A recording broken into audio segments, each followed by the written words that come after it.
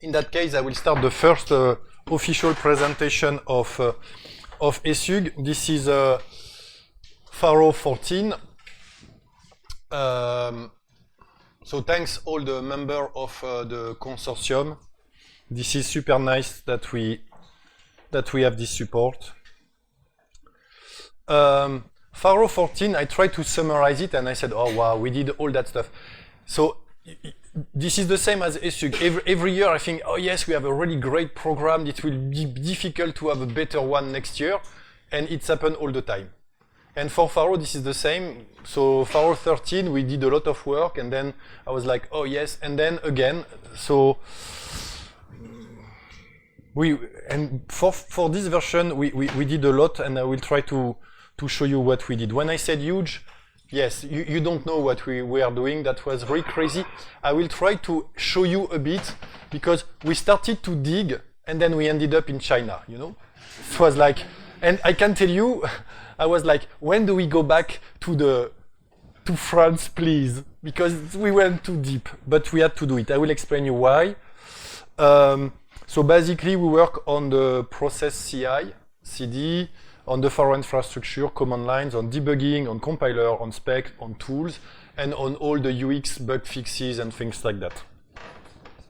So, just I wanted to share with you a bit the things that we ended up doing. We ended up using a small tool garbage collect in our code so that it raises a primitive so that we can debug in GDB. Because we were debugging the system when there is no user interface and things like that, and you didn't add breakpoints in the system, so we were like, how can we stop? How can we have an alt in GDB on the place we want? And those kinds of things. So we were debugging mini images because we create a mini image when we build Pharo from the Bootstrap point of view, and in that case, we have no tools, and fighting with, we were fighting also with libgit and all these kinds of things. So, like, you have broken tests on the server, and then you cannot reproduce them on your machine.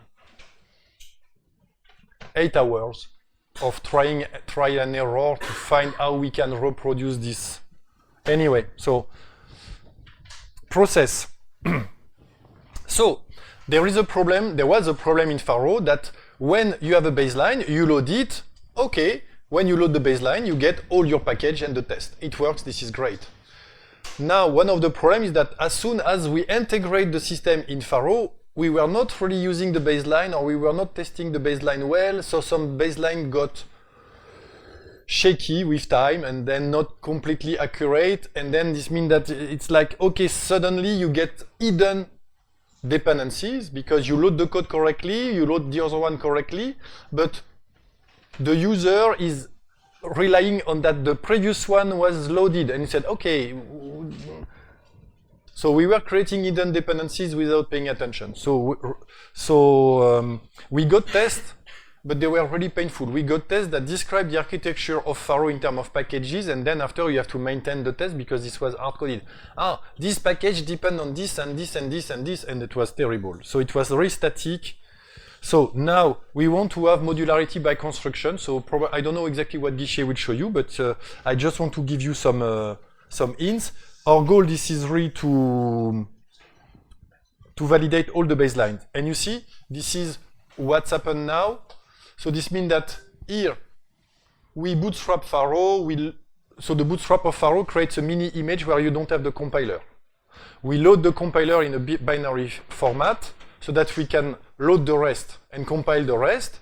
So this is the metacelo part. And then once we have that, all these new things in the build, we load the baseline in this mini image with the compiler and NSUnit, and then we test. We said, yes, it loads in standalone version, that's cool. So we validate the baseline automatically for all the subparts. And then we want to increase this list to have everything like that. So right now, those are the leaves. This is the easy one, where like that, we in our build system, and then after in the build system, we load all the packages, and then we run all the tests. So we have test in isolation, test in integration. And this is what we are doing now. to validate really that the baseline are working in a mini image. We are also working on a strict mode, so you should be prepared, because we don't want undeclared things. Right now, if you load Pharo code, you can have a class that does not exist in the system. That's cool, yes, we are dynamic, you know, everybody's dynamic. But dynamic, it's good to know when you need to be dynamic and when you need not to be dynamic. So the point there is that we have a strict mode now where we can say we don't want undeclared. Like that we get feedback. Oh, that's strange, there is something strange. Maybe we are missing a dependency or things like that. So what we will do is that we will slowly declare baseline as a strict mode. Like that we have the guarantee, yes, it loads. Pharo infrastructure. So we work on the command line. Oh, wait, that's a mistake. Okay, so we work on something else then. Now we have support for changing the size of the stack page. So the stack page, this is the memory in the system where you load the stack. When the program executes, it executes in a stack page, and the size before of the stack page was how much, Guichet? By default? Couple of kilobytes.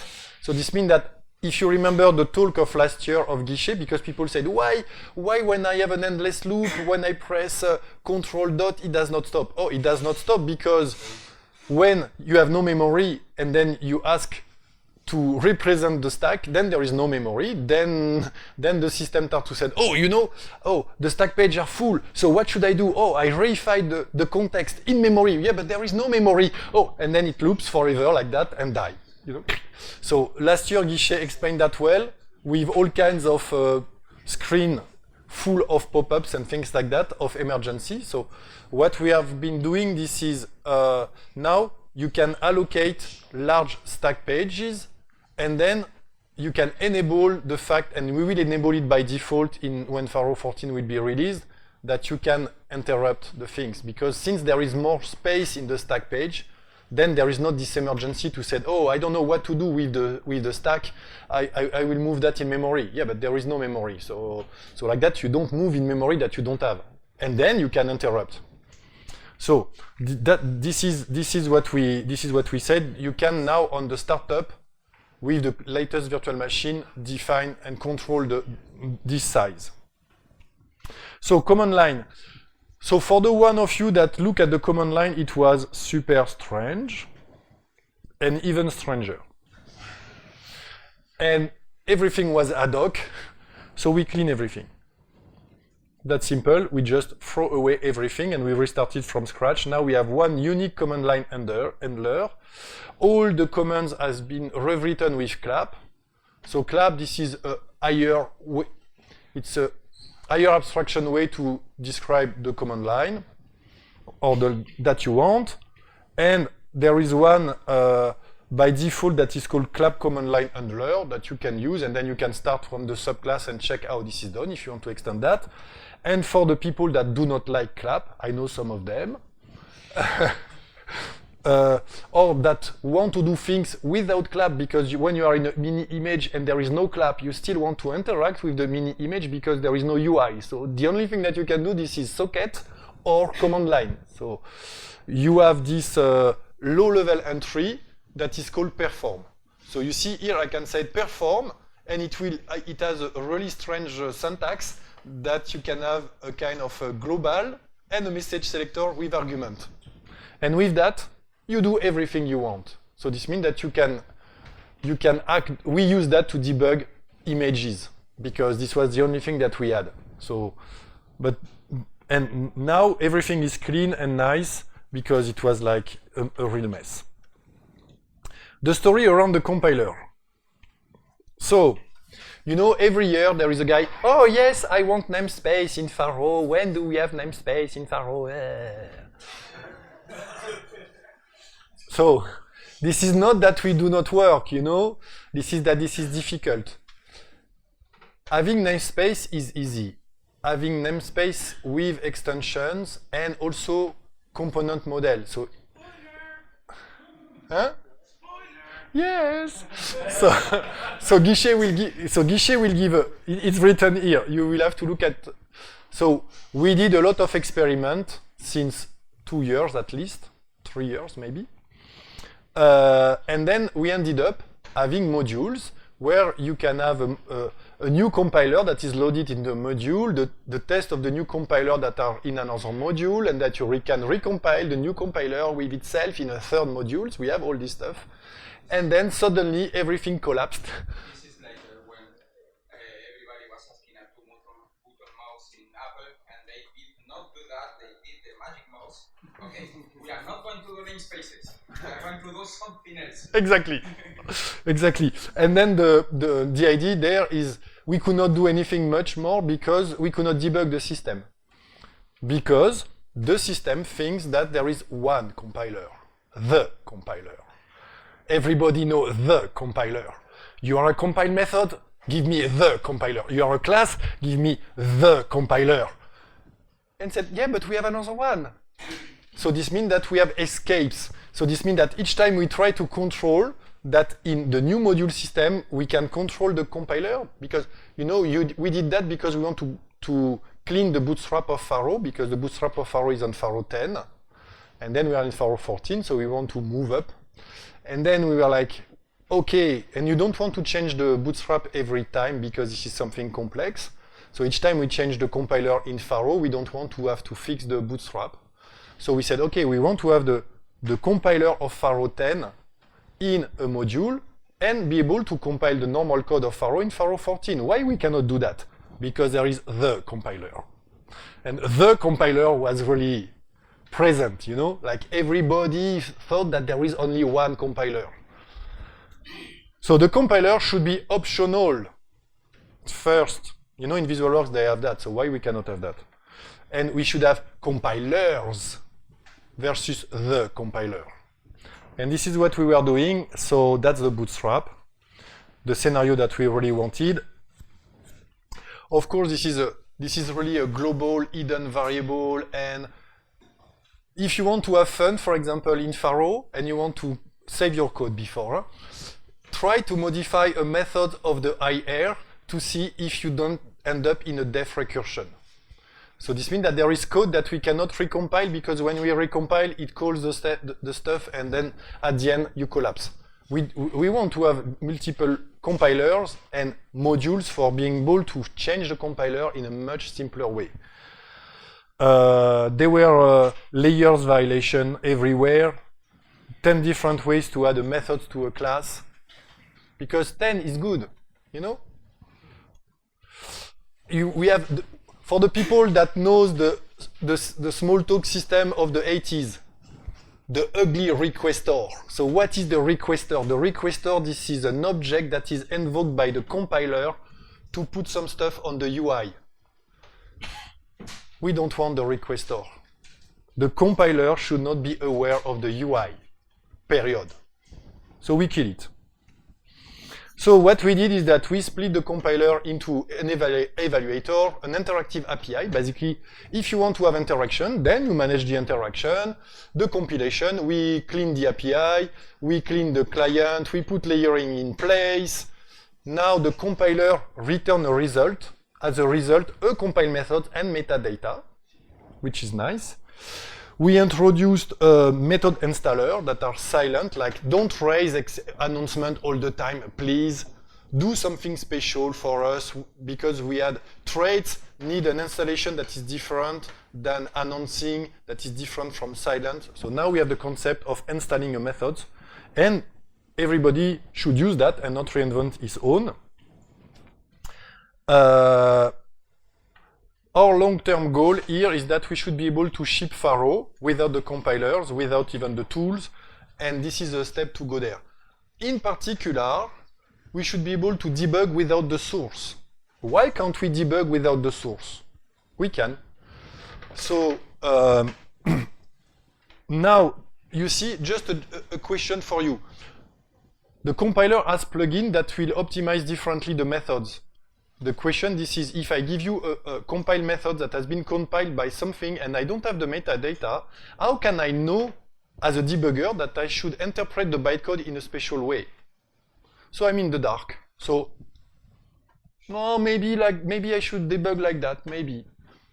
It does not work, you know, we have to have metadata and things like that. So this is basically what we did. We introduced debug info. So debug info, this is metadata for the debugger. This is like that. We identify where we can stop.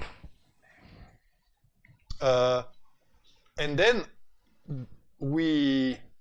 like that, we can remove the compiler and still debug. And we don't have to parse the method because right now, each time you debug, we parse the code and then we do all kinds of things all the time.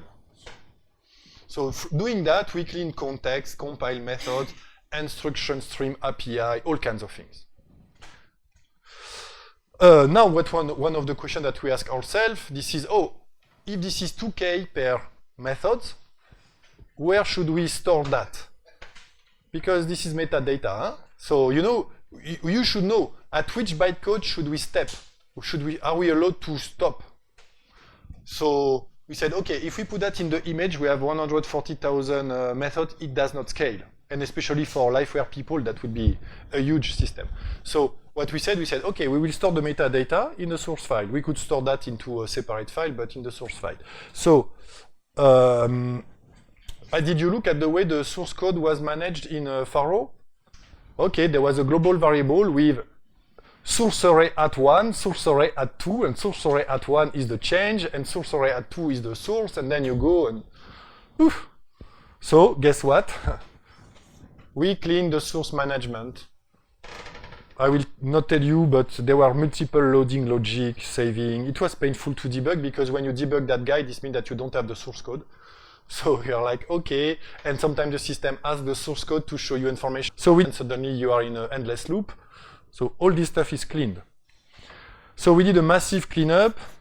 We have only one way to load code, one way to save code. We have a version.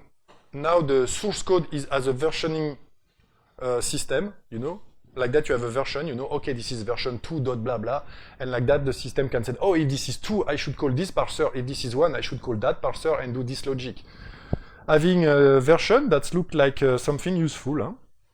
So, like that we could potentially remove the source code and put it in the database. Marcus is doing experiment with, can we store the source code into a soil database so that we have index to have a faster cross-referencing and things like that. So, and then we will have debugger without the compiler.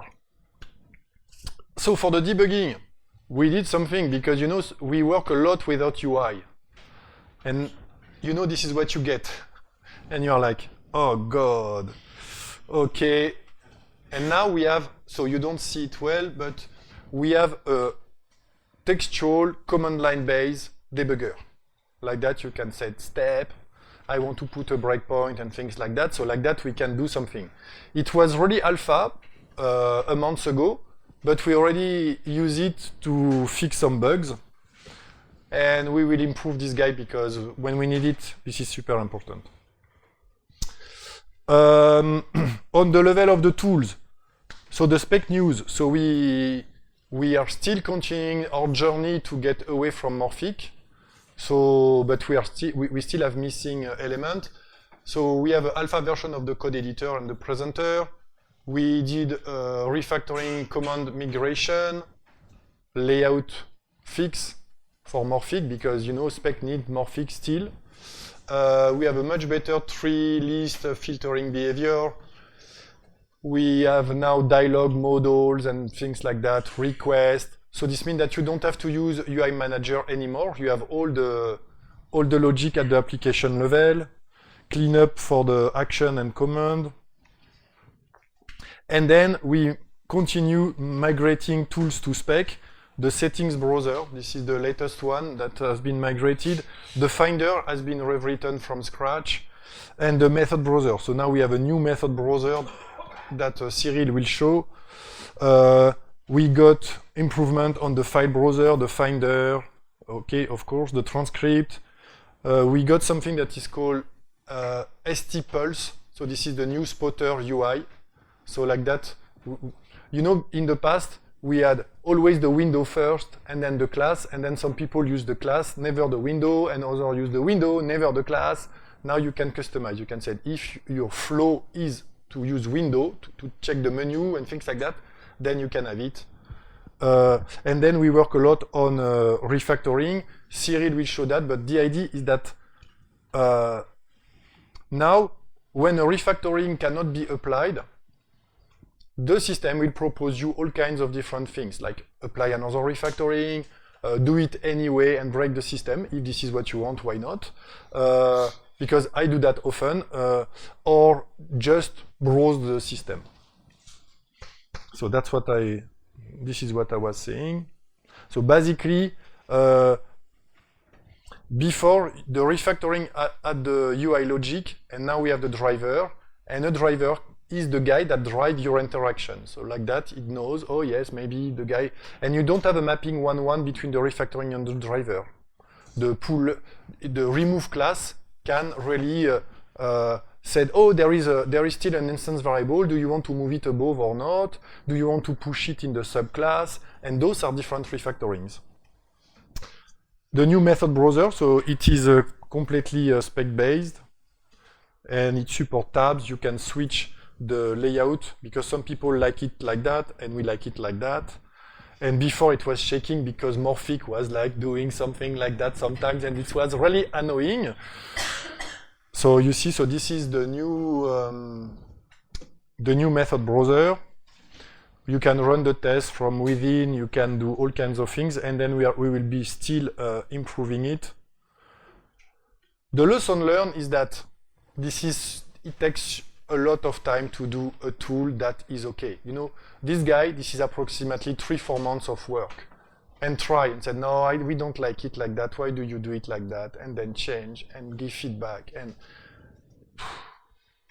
anyway, we got something cool that I will present, I don't know when, improvement on code completion. So now code completion takes into account the package dependencies. So this means that dynamically, if you use a class, then it will look for the class that you use and propose and look for the methods there. There is also something super cool that I really like. This is, we use your coding history and your user selection in the in the list as a hint for the selection, for the code. And this one is working super well. And then we are working now as a preview in typo tolerance. So I don't know if you use a Mac, but for me, I think that they can throw away the spotlight on the Mac. I can never find something if this is not exactly, and even when this is exact, I don't find it on my machine. The problem is that I do typos, or I forget, oh, this word should be in the stuff, and I don't know. So we work on that for completion, and this is difficult. This is difficult because it's better that you do mistake at the end than at the beginning. But I will explain that. The past activities, we had this recent class method addition, recent selection. So yes, just to show you a bit. So here, if I type order, the ordered collection is deep down. Now, if I select ordered collection, if I type ord, it is automatically the first one. So because the system looked and said, oh, you use that, then maybe next time this is what you want. Of course, it is a bit smarter than that. So this means that he will say, okay, if this is 10 times that you use ordered collection and now you start to want ordered dictionary, the next time that you want ordered dictionary, you don't want ordered collection. Since we don't know what you want, because we don't know in advance, we have a windowing system. So this means that we will flatten. Each time you make a choice, it flattens the previous choices. So this means that if you did 10 times ordered collection, and you want ordered dictionary, in 2 times, you will get ordered dictionary in the first position. So this is optional. You have to load it in Pharo 14 if you want to try. Because we decided that we don't want to put everything in Pharo all the time, but this is working super well. So in Iceberg, we did a lot of changes. You see, I don't want to go in the details. we have things so to avoid to do double checkout branch and things like that, and we got this mess because libgit, they are not able to do backward compatible version of the DLL. So Guichet spent time looking at the numbers and making sure, is this number correct? Can we use this number without crashing Pharo? Because they said that this is 1.9.2, but they changed the structure internally.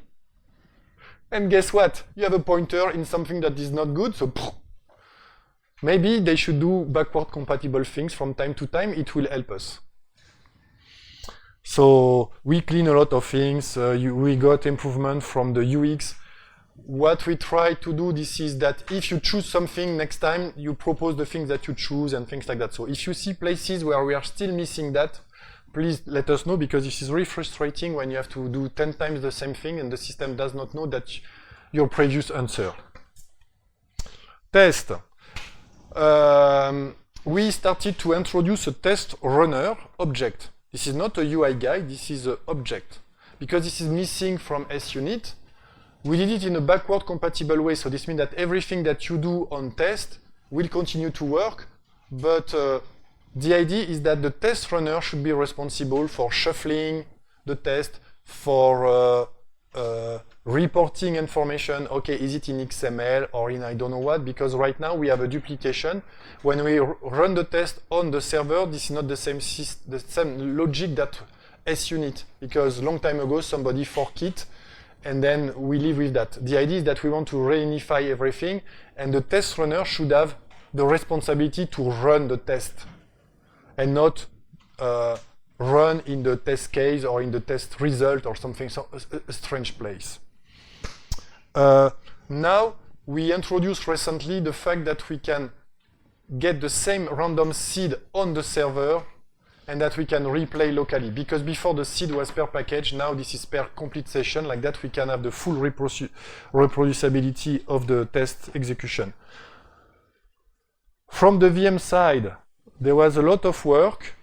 We merge, or they merge, all the branch into Pharo 12. This means that we got a lot of features that were there that now are available, a lot of cleanups and things like that. We started to work on using Pharo 13 to manage the code of the virtual machine. On the infrastructure, we got some work on OBS Revisited and how to compile for Linux, whatever. That you ask Guichet, because I'm not expert at all like in that. What I can tell you, this is just a little story. One sysadmin, we don't know who, decided to update our servers. Or maybe the system updated automatically. And then we went from CLang 9 to CLang 21. And well, that's not fun, because they changed the Windows API. You could not do change dir anymore. And we are like, no, who did that? Can we revert? No. And then this means that you have to rush after that, because suddenly it was not planned, but the system changed. Of course, we were a bit late, but understanding when we want to change is much better than the system pushing that to us. So now we are using CLang 21. Just some summary, we do frame unification and stack management improvement. We have the support for RISC-V JIT. We introduce a new memory management, like that you can allocate object directly in the whole space if you want. And a lot of GC improvement, because I think that we were one of the few people in the world that have a test for GCs. Because we got a paper in the best conference on software testing on that. Because how do you test something that inherently is not deterministic? So that was and then doing that, we found bugs that we fixed in the GC and in the ephemeron implementation. We got also a lot of cleaning on the CLang translation. We want to have less warning. because we take Pharo and we translate it to C, and then we compile, and then we want to reduce the amount of things like that. We updated a lot of the library that we are using. For example, SDL, now we will use SDL3. We work also on improving the CI, the cross-build, updated the third parties like Cairo, because sometimes you change and Cairo will be faster, often. Yes, and then we started to clean up a lot the code, because we will have a new iteration on the virtual machine soon. So after we got some other improvement, I just put them like that. We use clean block because clean block are faster. They are not allocated. We work on class builder, reduce usage of UI manager. You know, I did something super fun. You can try at home if you want. You will see this is super fun. You take Pharo 13, you go in object inform, and you put self-alt. You know, this is the Toyota way. You know, if that breaks, let's check. So I said, you know, I'm fed up. I'm fed up that you tell me, yes, we don't have dependencies to Morphic. Ah, yes? Let's prove it. So confirm, inform, alert, you put self-alt. And you will see this is in object, and in object it is doing UI manager, blah, blah. And UI manager, this is what? A Morphic stuff. And poops, suddenly everything collapsed. Huh? So we kill them one by one. By the way, you know we did all these changes, but we value backward compatibility, so this means that most of the time you have no impact. We fix all the client, we have automatic deprecation. We really pay attention. Sometimes we cannot, because this is difficult. Yeah, come to work with us. Every Wednesday afternoon, you are free to come and share our life, you know? You will see.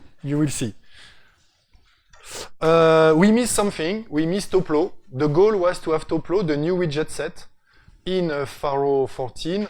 We decided not to do it because we were rushing too much. So you will see the presentation of Block and Toplo. And really for Pharo 15, I guess that we will get that. So we should probably, as soon as Pharo 14 is released, we should introduce Toplo inside the system. Consortium news. So thanks a lot, Sabine, for your support.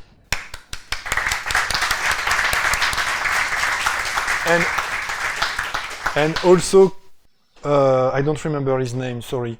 Qualitative and quantitative data fruits. So we are really honored, you know, this is something that has a lot of value for us. And yes, that's why we want to be backward compatible, because you know that people have business. And we want people to have business. So, but we want to make sure that we have a future also, you see? So that's always the tension. For the consortium news, we will put in place a new support process so to really systematically report to the people if they need help, how much they consume. So like that, we can work for free, there is no problem. But this is important that you know that we work for free. We want something in exchange. Yes?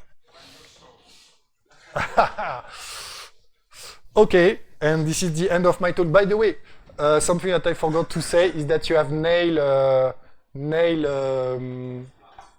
I don't know what is it, nail stickers with the balloon if you want. Huh? So this is the end of my talk.